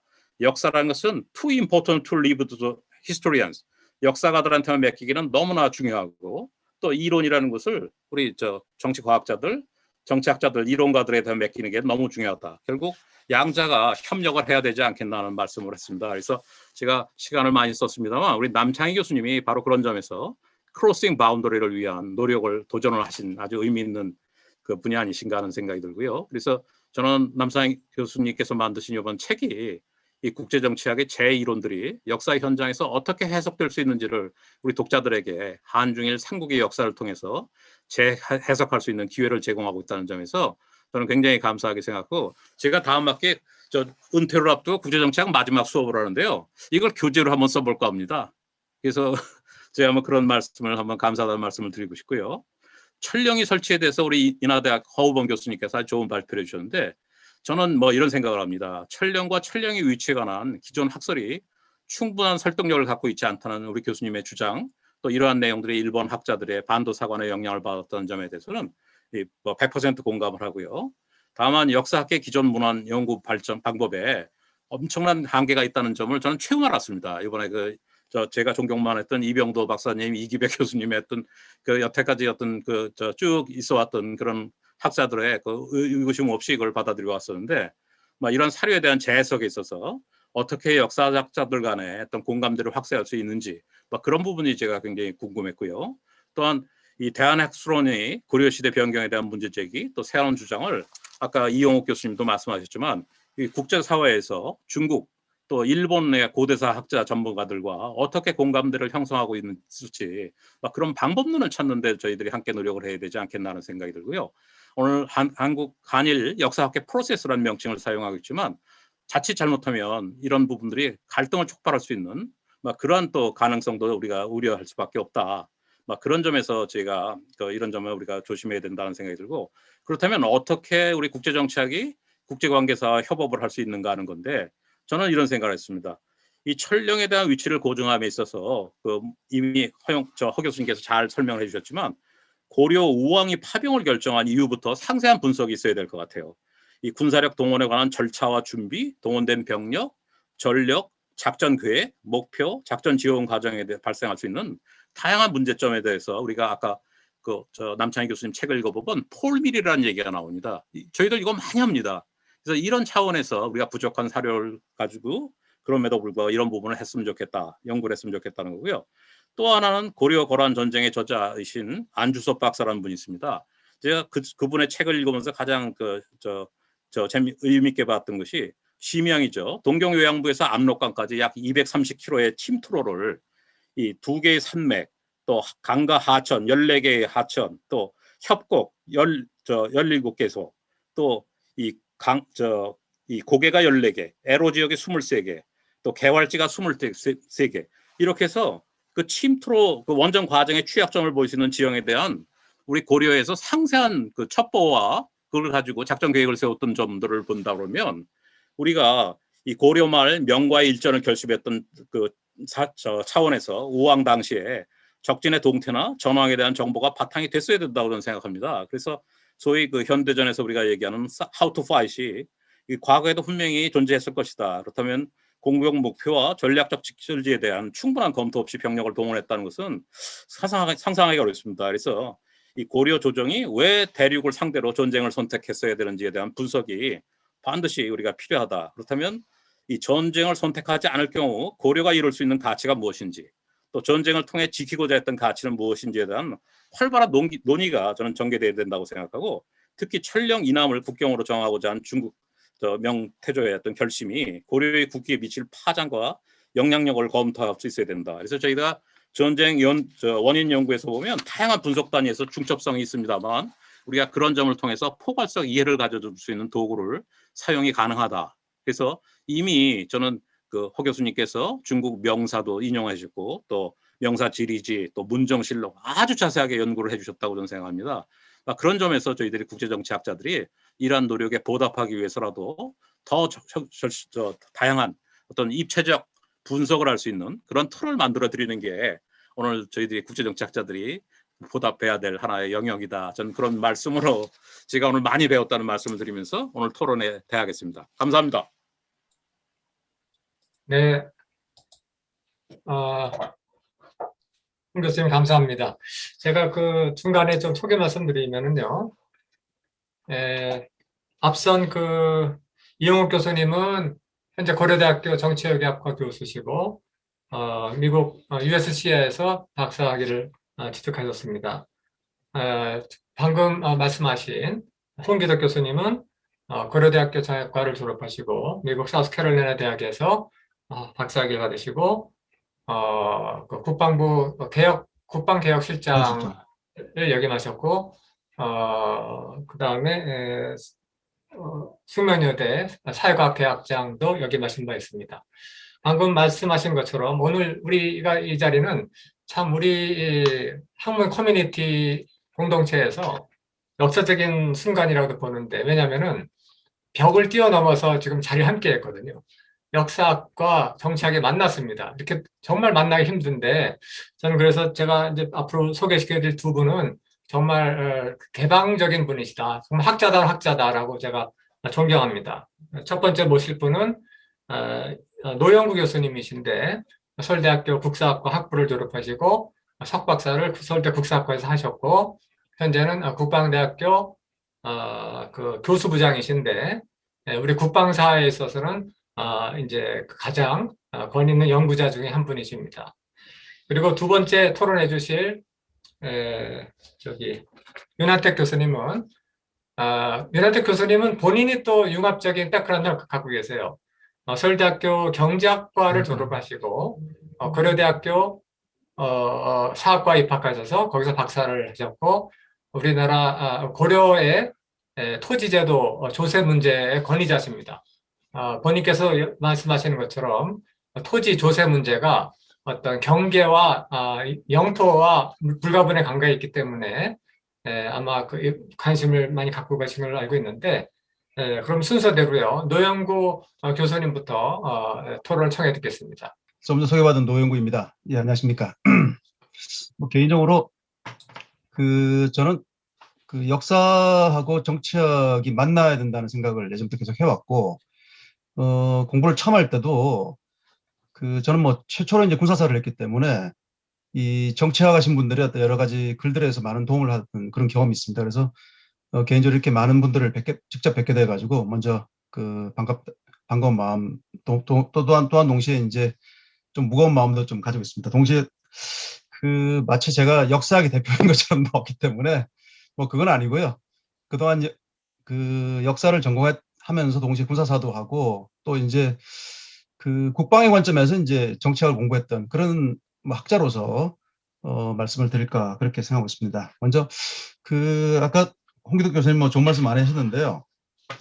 특히 이제 오히려 정치학이 좀 더 분발하셔야 한다는 말씀하시는데, 저는 오히려 거꾸로 역사학이 분발해야 한다는 말씀 먼저 드리겠습니다. 그래서 저는 이제 역사학이 그동안 이제 실정사학이라고 하는 관점 때문에 지나치게 역사학이 축소지향적으로 해석되고 있는 데서 굉장히 비판적인 입장을 가지고 있습니다. 그리고 역사학이 오히려 예전에 1960년대 한국 사회의 근대화 과정에서 한국의 근대화에 대한 어떤 비전을 제시하고, 그 다음에 한국 사회 위기 상황이라든지 이런 변화한 상황에서 중요한 논점을 제공했는데, 지난 80년대 이후부터 이제 그런 관점이나 논점을 제공하지 못해준 데 대해서 대단히 좀 학계 전반에 대해서, 이건 정치학뿐만 아니라 국민들에게 좀 죄송하다는 생각들을 개인적으로 가지고 있는 그런 입장입니다. 그렇지만 이제 동시에 역사하는 사람으로서 좀 할 수 있는 것들을 좀 더 말씀드리고, 제가 평소에 갖고 있는 생각들을 중심으로 해서 먼저 말씀을 드릴까, 그렇게 생각하고 있습니다. 저는 이제 기본적으로 이제 철령 문제에 대해서는 좀 그 남창희 교수님이나 우리 오늘 발표 허우빈 교수님 발표에 대해서 굉장히 저는 개인적으로 공감하고 있는 입장입니다. 철령 문제에 대해서는. 자료상으로 확인하더라도 철령의 위치에 대해서는 이제 지금 이제 일반적인 학계에서도 강원도 철령서를 주장하는 학자들은 실제 상대적으로 좀 적은 편인 것 같습니다. 상대적으로. 그건 너무 무리한 평가이기 때문에 그런 것보다는 이제 다른 쪽에서 찾고 있는 것 같은데, 다만 이제 왜 이제 그 본계라든지 지금 오늘날 중국 요동 지역에 대한 그 공감에 대한 이해가 부족한지에 대해서는 한 두 가지 영향이 있는 것 같습니다. 첫째는 이제 공간적으로 분리된 과정에 나타났던 그 인식의 어떤 한계도 있는 영향이 있는 것 같습니다. 두 번째는 이제 이 한반도 공간을 벗어난 공간에 대한 이해 자체를 충분히 갖고 있지 못한 역사학의 문제가 좀 있는 것 같습니다. 근데 분명한 것은 그 일본인이 만들어준 어떤 역사인식의 어떤 한계를 벗어나고자 하는 우리의 노력이 좀 적었던 건 사실이고요. 그러나 저는 볼 때는 그 아까 홍 교수님 말씀하셨듯이 어떤 그 자료에 나타난 사실보다는 자료가 전개되는 과정에서의 어떤 흐름들을 찾아간다면 뭐 본계라든지 그런 것, 뭐 그 오늘날 비정되는 것 훨씬 먼 지역에서의 어떤 그 영역을 확인하는 것도 저는 충분히 가능하다고 생각하고 있습니다. 그건 저는 가능한 범주에 있는 것이라고 생각하고 있고요. 실제적으로 본다면 조선인들도 그 당시 영토의식이 실제 낮지가 않습니다. 실은 실록들을 읽어보면, 찬찬을 읽어보면 대체로 인식들이 적어도 천호산맥까지는 미치고 있다는 생각들을 많이 했던 것 같습니다. 그리고 실제 명나라 시대의 어떤 그 요동 지역에 대한 영향력 수준이 아직 그 본계까지 미치지 못한 모습을 보이기 때문에 실질적으로 조선인들이 갖고 있던 생각에서 압록강부터 그 본계까지 이어지는 그 공간에 대한 것들은 좀 점의적인 입장 또는 절충적 입장에서 충분히 검토 가능하다고 생각하고 있고, 저는 거기에 대해서 지지하고 있습니다. 저는 오히려 두 번째 문제가 더 중요하다고 생각하는데요.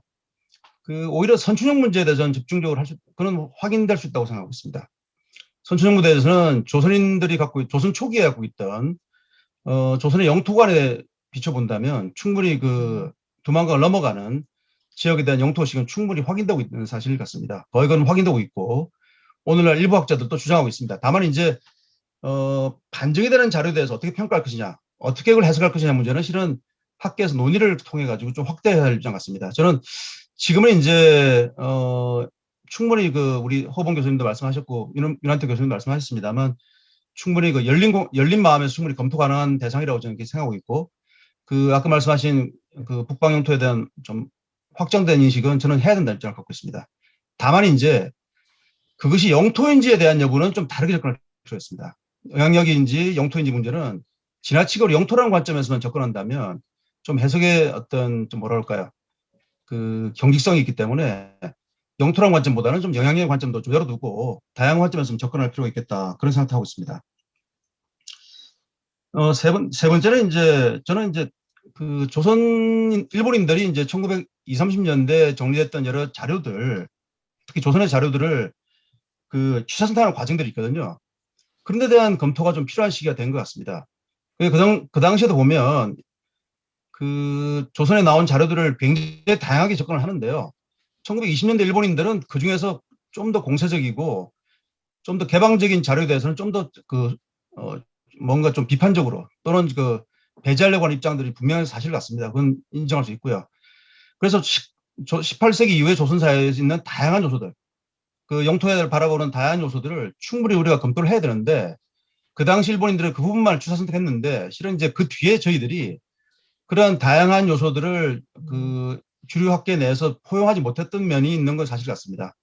근데 그동안은 이제 주로 사학사적인 관점에서 접근했는데 앞으로는 이제 그러한 것들을 영토사 또는 그쪽 관점에서 같이 좀 접근할 필요가 있을 것 같습니다. 그러니까 이 문제는 제가 볼 때는 그동안 역사학계가 좀 더 그 열린 공간에서 그 영토를 바라보는 시각을 보여준 자료들을 단순한 사학사적인 관점에서 접근했던 데서 한계가 있는 것 같습니다. 앞으로는 이제 이 자료들도 그 영토사고적인 관점에서 접근할 필요가 있고, 필요하다면 이제 1920년대 일본인들이 주사 선택했던 여러 가지 자료들이 어떤 과정에서 주사 선택됐는지도 같이 연구해볼 가치가 있는 것 같습니다. 실은 저도 임진왜란 관련해 가지고 일본인들의 그 자료들을 선택하는 과정들을 연구해 봤거든요. 그 분명한 경향성이 보이고 있거든요. 그래서 저는 충분히 그것도 중요한 역사적 과제라고 생각하고 있고요. 세 번째는 저는 그 아까 남창희 교수님 말씀하신 것 중에 한일 역사의 어떤 뭐 그 교류 이런 문제 말씀하셨는데 제가 예전에 2010년경에 한일역사 공동위원회 참가해 본 저의 경험을 말씀드리면 한일역사 공동위원회가 실은 제가 볼 때는 상호 간의 이해를 하는 공간이 됐으면 하는 그 당시 기대였는데 상호 간의 이해보다는 그냥 각자의 노력들을 그냥 각자의 주장들을 던지고 가는 정도의 노력이었던 것 같습니다. 그래서 앞으로 만일 한일 간의 그 학자들의 어떤 관계가 있다면 이전에 이제 내 주장을 내는 것이 아니라 상호의 이해라는 장으로 만들 필요 있겠다. 그러니까 그런 어떤 형태의 크고 작은 어떤 그 공간을 좀 만들어줄 필요가 있겠다. 저는 개인적으로 생각을 하고 있습니다. 그래서 단순하게 만나는 것도 중요합니다만 학자들 간에 좀 체계적으로 좀 상호 간에 차이를 인정하고 이해하는 방식도 좀 필요하겠다. 그러기 위해서는 이건 이제 뭐 저 역사 전반의 이야기입니다만 이건 일본 역사도 마찬가지고 우리 역사도 마찬가지입니다만 상호 이해가 필요한 어떤 자료의 공유가 좀 필요한 것 같습니다. 실은 마치 딴 나라 이야기하는 것 같거든요. 만나보면.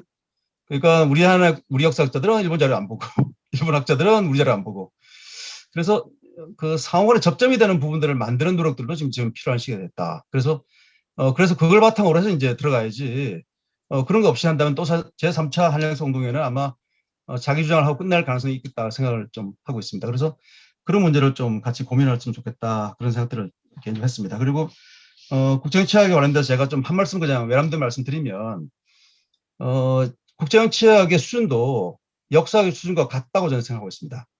무슨 말이냐면 역사학에서 던져주는 어떤 사실로 만들어져 있는 주장을 벗어나지 못하는 경우가 좀 있는 것 같습니다.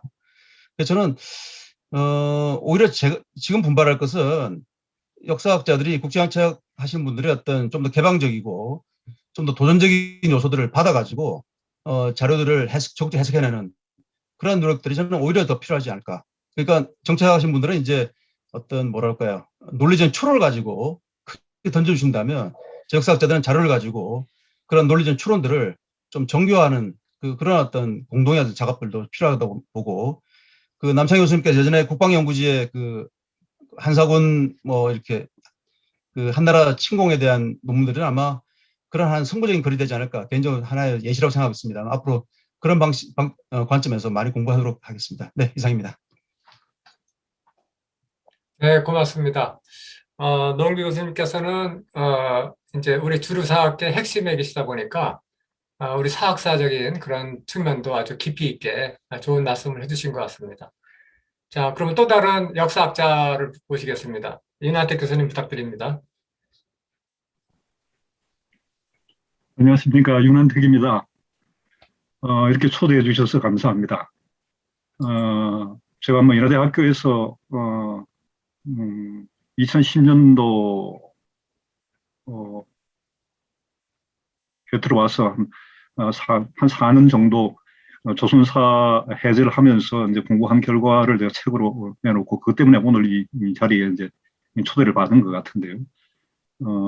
방금 말씀하신 앞에 발표를 하시고 토론해 주신 많은 분들이 다들 이 얘기를 해 주셔서 제 얘기하고도 저는 근본적으로 큰 취지에서는 더 이상 말씀을 드릴 게 없을 것 같고요. 마지막에 이제 말씀드린 저한테 주어져 있는 이제 이 소임을 다하기 위해서 토론문을 작성해서 올려드렸는데 혹시 그거 선생님 남 교수님 제 토론문 거기 올릴 수 있습니까? 제가 올려드린 토론문. 제가 그러면 네, 올려보겠습니다. 네네. 올리면 읽으실 겁니까? 제가 시간이 걸리시면. 아니면 그러면 제가 그냥 그냥 바로 읽겠습니다. 네. 네. 제가 간단하게 토론문을 작성을 했는데요. 그 토론문을 중심으로 해서 말씀을 드리도록 하겠습니다. 먼저 두 분 발표하신 분 전체를 총괄해서 총론격으로 말씀을 드리고 그다음에 이제 남 교수님 발표 그리고 hu 교수님 발표 이렇게 두 분 발표에 대해서 각각 간단하게 질문 제가 느낀 거 질문이라고도 제가 느낀 거를 말씀드리고 의견을 좀 듣도록 하겠습니다. 먼저 처음에 저는 총론격으로 오늘 이제 이 회의가 한일 역사 화해와 중국 동북공정 반박이라고 하는 제목으로 이제 열렸는데, 저는 이걸 듣는 순간에 다분히 이거 외교적인 수사다 이렇게 생각을 했습니다. 이런 외교적인 수사로 현 시기에 정세 토론에 접근하는 이유가 뭘까 하고 깊이 생각을 해보았습니다. 그래서 이제 그 시점에서 현재를 좀 읽어야 될 것 같아. 생각해 보니까 현 시기의 우리 사회, 역사 사회 구성은 이전에 근대 사회에서 원자 단위의 모순의 시간에서 현대는 1930년대 이후에 양자 단위의 상보의 시간으로 이행하는 그 과도기에 있다. 그래서 저는 역사 시기를 뭐 이렇게 뭐 제가 그냥 오늘 얘기는 그냥 과감하게 주장을 하는 시간이니까 그렇게 1930년대를 경계해서 근대의 시기로부터 현대의 시기로 이행하고 있다. 이렇게 생각을 해보고 있습니다. 이런 시점에서 생존을 위한 고투였던 근대까지의 산업혁명 시대까지의 그 시대로부터 인간 노동을 대신할 인간을 닮은 기계를 지금 만드는 그런 시대입니다. 이게 탈노동의 시대인데 이 탈노동의 시대로의 이행의 시기다. 그 의미는 그런 의미를 갖는다라고 생각해요. 그런데 이런 탈노동은 이중의 의미의 자유를 인류가 이제 바람하지 않은 궁극적인 자유를 향해 나아갈 텐데 그 자유를 인류에게 가져오는데 하나는 인간이 어렵게 먹고 살기 위해서 노동할 수밖에 없었던 강제적 노동으로부터의 해방이라고 하는 존재적 자유가 하나가 있고 또 다른 하나는 노동으로부터 분리된 노동력, 노동의 결과로부터 분리된 노동력 자체라고 하는 그 의미의 자유로서 이 후자의 의미는 노동력 그 자체의 재생산이란 당위로서의 자유, 이것은 이제 우리가 해야 할 그대로 주어지는 것이 아니고 지금까지 이루어 놓은 인류의 어떤 존재적인 조건 위에서 당위적으로 해야 할 일, 노동력 자체의 재생산이라고 하는 과제가 부여되고 있다. 그런 시기이다. 이렇게 생각을 했습니다.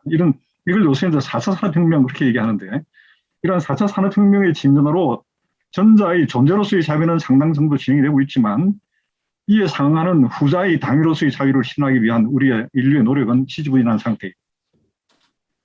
그 내용은 기존의 이제 대립과 통일의 모순 관계를 교차와 평행인 상보 관계로 전환시키는 것이 다름 아니다라고 이렇게 생각을 합니다. 이 상보의 기본 단위는 아까 좀 말씀드린 대로 근대로부터 현대로의 이행인 원자로부터 양자로의 이행이 되는데 양자의 원리가 바로 오늘 우리가 얘기하고자 하는 경계의 문제와 순간의 문제, 양자가 그런 경계와 순간의 문제를 본질을 가지고 있다는 것이죠.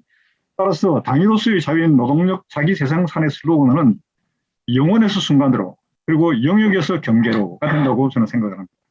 그래서 이 시점에서 동북아시아가 국경의 문제, 이 경계의 문제에 주목하는 것은 이런 역사 발전의 추세에 부응하는 것이다. 그래서 이 토론, 이 논의 자체가 대단히 중요한 의미를 갖는 것이고, 그래서 이런 자리가 마련된 것이 아닌가 이렇게 생각합니다. 그러니까 이제 뭐 현재 오늘 말씀하신 내용대로 이것 자체의 문제를 제기하는 것 자체는 대단히 중요하지만 이것이 옳으나 저것이 옳으나라고 하는 걸 한 번에 끝낼 수도 없겠지만은 그리고 끝내는 것이 아니고 뭐 지속적으로 이 경계에 대한 논의들이 이루어지는 것 자체가 시대 정신이다 이렇게 보는 것이죠. 그런 관점에서 먼저 남 교수님 지금까지 내신 여러 가지 2000년 역사 지금까지 해놓으신 성과들 그리고 오늘 발표하신 내용을 중심으로 해서 그 부분에 대한 몇 가지 제가 말씀을 드리면 첫째로는 현실을 바라보는 인식이 대단히 치열하고 그리고 학문적으로 성실한 부분에 대해서 우선 경의를 표할 수밖에 없다고 말씀드릴 것 같고 그렇지만 이 문제의식의 취향점을 상보의 원리로서 100% 확률을 지향하는 과정으로 이해하는 관점이 기재될 필요가 있다. 이 말씀 아까 많이 하셨습니다. 토론하신 부분도 그렇게 두 분도 말씀하셨고 그리고 오 교수님도 그렇게 말씀하셨고 이걸 그냥 어거지로 우겨대는 그런 방식으로 가서는 뭐 사실은 되지도 않을 뿐만 아니라 국장에게서는 그러긴 하겠습니다만 이런 원리에서 상보의 원리의 관점에서 볼 때도 이것이 100% 확률을 지향하는 과정으로 이해해야지 이것이 옳고 저것이 그러고 이런 식으로 가서는 곤란하다 하는 그런 관점이 견지돼야 할 필요가 있다는 거고 그다음에 당연한 결과입니다만은 다시 반복해서 말씀드리면 절대성이라든지 불변성이라든지 결정성이라든지 이러한 확정 편향에서 벗어나서 가변성을 견지할 필요가 있다는 것이고요. 앞에 누누이 말씀하셨습니다. 토론자들, 발표자들 다들 그렇게 말씀하시는데 이 부분을 다시 한번 강조하고 싶고요.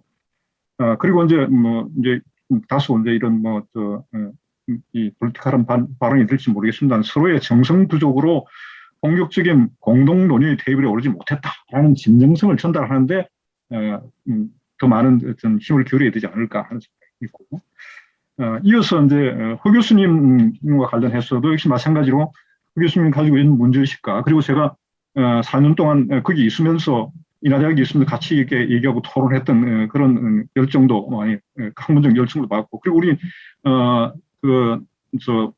만주 지역 그 요동 지역에 가서 10번을 제가 갔다 왔습니다만은 거기 요하유원 저 위에서부터 끝까지 그냥 전부 다 훑어대고 지금도 눈에 선합니다만은 그럴 때 같이 토론하고 같이 가면서 논의했던 그런 열정에 대해서 경의를 표합니다. 그리고 이제 그런데 이것은 지금 현재 두 가지 것이 경합하고 있는 상황이기 때문에 말씀을 드리는 것인데, 여기서 이제 이 선생님 주장하시는 그런 철령 거스를 주장하기 위해서는 함경도 철령이 가지는 단순한 명칭의 동일성을 넘어선 역사적 연관성이 탐색되어야 될 필요가 있지 않겠는가. 기존에 이제 있었던 소위 이제 학계에서 얘기하는 자기들 정설이라고 얘기되는 그것을 자체가 어떤 과정을 통해서 정착이 되었고 지금까지 왔는가 하는 부분에 대한 좀 더 정밀하고 그 세밀한 역사적인 어떤 분석이 이루어져야 되지 않겠는가. 그러니까 이것은 사실 사실과 관련해서는 그렇게 되는 것이고, 정치적인 어떤 역사 사건과 관련해서 얘기가 된다면은 조선왕조의 쿠데타부터 일본 제국주의 식민지배, 그리고 이제 그 이후에 진영 모순까지 이 모순이 다 걸려 있는 것이기 때문에 그거를 뛰어넘지 않고는 사실만 가지고는 그런 문제의식 없이 넘어서기가 어렵다. 물론 근본적으로 역사학이라는 게 사실을 바탕으로 해야 되고 거기에 대한 더 많은 정밀한 더 많은 데이터들을 찾아내고 축적하고 해야 되긴 하겠습니다. 그런 관점을 끝까지 견제하는 것이 필요하다라는 말씀드리고 싶고요. 그리고 또 이제 사소한 그림다만은 제가 압록강 관련해서 그런 입론을 폈기 때문에 여기서 이제 말씀하시는 압록강이 제가 주장하듯이 요하일 가능성, 압록강 두 개가 있으니까 그 중에 어느 것인지 하는 그런 부분에 대한 개인적인 관심이 있어서 그 부분에 대해서 이제 의문을 가져봤고요. 그 다음에 이제 핵심적인 자료로 드신 70개 차 일치라고 하는 그 부분에 대해서는 정말 야심차게 조사하는 실력을 찾아내셔서 그 부분과 관련해서 확정적인 견해에 대한 받침으로 삼으셨는데, 그것 역시 하도 이제 반대편에게는 기존의 정설 자체가 워낙 강고하니까 그 부분에 대해서 그것이 우연히 그렇게 일치됐을 가능성이 있다는 부분까지 끝까지 열어놓고 더 많은 자료들을 정리를 해서 얘기를 더 가져가는 게 필요하지 않을까, 이런 정도 말씀을 드리고 제 얘기를 끝맺겠습니다. 감사합니다.